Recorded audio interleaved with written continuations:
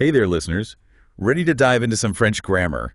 We're tackling a big one today. Oh, yeah. This is a challenge for a lot of learners. We're talking irregular verbs, but specifically common irregular verb patterns. Exactly.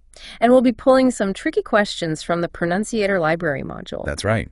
If you're working towards that certificate, this deep dive is for you. Think of it like a little cheat sheet to help you navigate this tricky area of French. All right, let's jump right in. I'm curious, have you ever come across a French verb so irregular it just left you completely baffled? Oh, absolutely. Early on, I remember struggling with aller. To go. Yeah, it's irregular from the very beginning, even in the present tense. It's like it's breaking all the rules. It doesn't follow the usual patterns at all. Oh, there. That was definitely a curveball. But you know what? I find those super irregular verbs, the ones that completely break the mold, they're actually the easiest ones to remember. That's a good point. They're so unique, they just stick in your brain. They stand out from the crowd for sure. But luckily, most irregular verbs aren't quite that rebellious. Oh, good. They tend to group together in more predictable ways. Okay. Particularly verbs that end in R. So it's like little verb families, each with their own, quirks. Exactly. You'll find they share similar patterns in their conjugations. I like that. It makes them seem less random and overwhelming. Definitely. Speaking of families, what about those stem-changing verbs? Those are interesting. Yes. The verbs that change their spelling, A-N-D pronunciation. Yeah. Depending on the tense. Didn't we have a question about those? We did. We've got a few in the stack here. They can be a little tricky at first. For sure. But once you understand those common stem-changing patterns, you unlock a whole category of verbs. Ooh, it's like having a master key to a secret room full of verbs. Exactly. Like take the verbs venir and tenir. Venir is to come. That's right. And tenir is... To hold. Right. Okay. Let me show you how those vowel shifts work across different tenses. Oh, I'm curious to see this. Stem-changing verbs always seemed a bit mysterious to me. Like, what are you hiding? Well, let's unveil the mystery. Look at venir in the present tense. You have je viens, tu viens, but then it shifts to il vient. Oh, yeah, I see that. That E in the stem changes to IE. Okay. And this pattern repeats in other forms as well. So there's like a code embedded in the verb itself. That's a great way to think about it. And tenir does something similar, right? Exactly. Tenir follows a similar pattern, but with a slightly different vowel change. Je tiens, tu tiens, but then il tient, that E shifts to E again. Wow. Okay, so the key is recognizing those patterns. Exactly, and applying them across different tenses. Once you do that, it becomes much easier to conjugate those verbs correctly. I'm already feeling more confident about stem-changing verbs. So we've talked about those rebellious loner verbs and those shape-shifting stem changers. But what about the essential verbs? You know, the ones that are irregular but so kind that you just can't avoid them. I'm thinking of être and avoir. Yes. Être, meaning to be, and avoir, meaning to have. They may seem simple, but they are absolutely crucial for French grammar. For sure. Especially when you start forming compound tenses like the passé composé.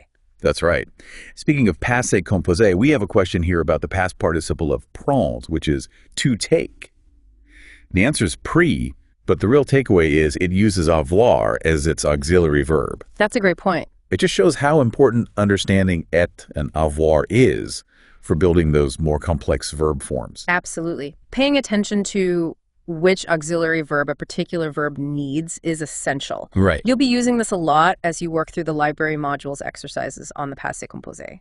And it's not just the passé composé. You'll encounter être and avoir everywhere in French. So mastering them early on, it'll really help your French journey. They're like keys.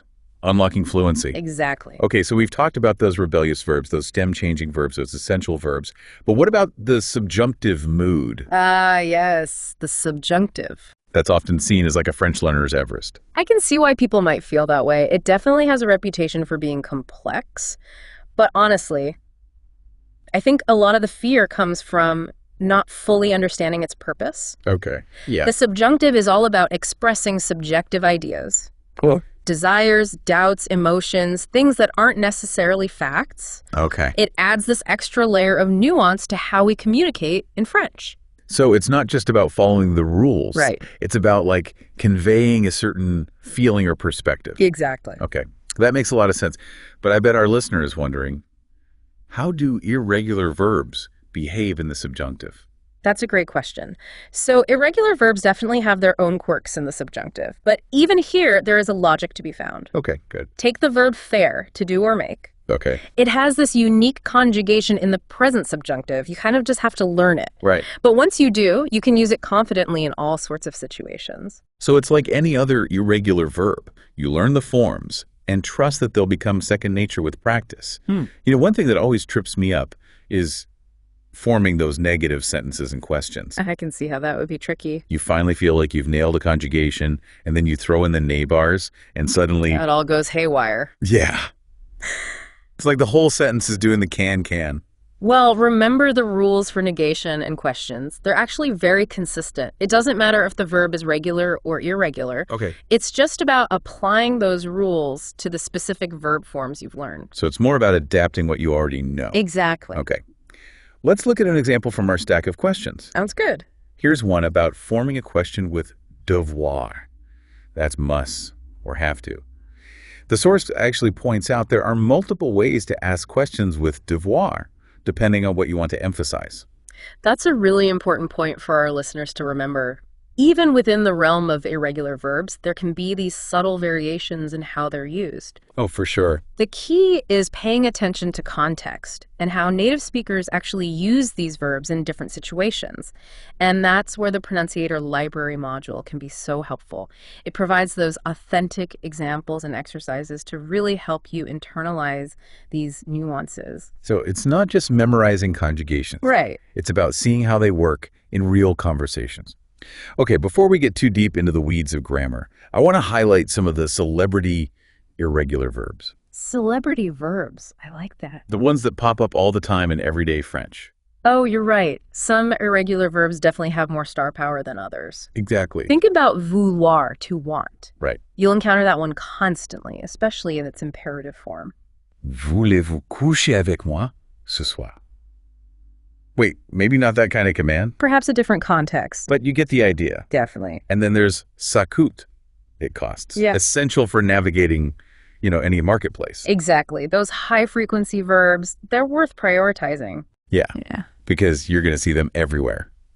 Okay, so we've got our rebels, our shapeshifters, our A-list verbs, but we can't avoid it. Memorization is still a big part of this, right? You're not wrong. But memorization doesn't have to be painful. There are strategies to make it more effective and maybe even enjoyable. Okay, good. One of my favorites, grouping verbs with similar patterns. Yeah, we talked about that with the are verbs. Right, but it applies to other categories as well. When you start to see how verbs share certain characteristics, it becomes much easier to remember them as a group. So instead of seeing them as like isolated islands, we can create these little archipelagos of verbs. Exactly. Linked by their common features. I like that. It's a more holistic way of thinking about it.